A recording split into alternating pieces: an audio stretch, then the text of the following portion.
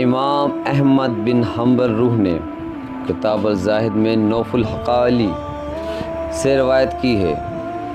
نوف الحقالی کہتے ہیں کہ ایک مومن آدمی اور ایک کافر آدمی دونوں مچھلی کا شکار کرنے لگے۔ بس کافر آدمی نے اپنا جال پھینکا اور اپنے دیوتا کا نام لیا تو اس کا جال مچھلیوں سے بھر گیا۔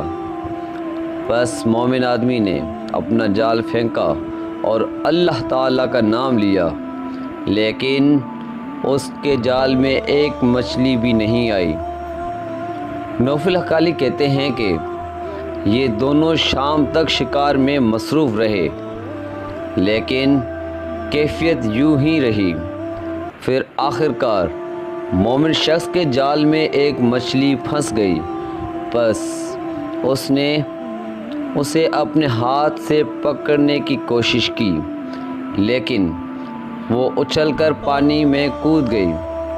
بس مومن واپس ہوا، لیکن اس کے پاس کچھ بھی نہیں تھا، اور کافر واپس ہوا تو اس کا تھیلا مچھلیوں سے بھرا ہوا تھا۔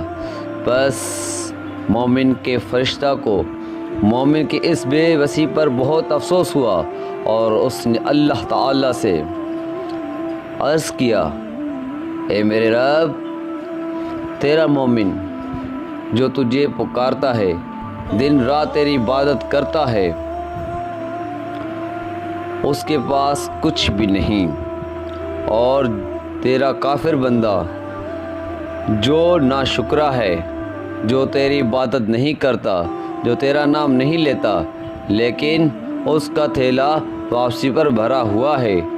تو اللہ تعالیٰ نے مومن کے فرشتے کو مومن کا گھر جنت میں دکھلایا اور فرمایا کہ میرے اس بندے کو جنت کے اس گھر کے مقابلے میں دنیا کی مفلسی کچھ نقصان نہیں دے گی۔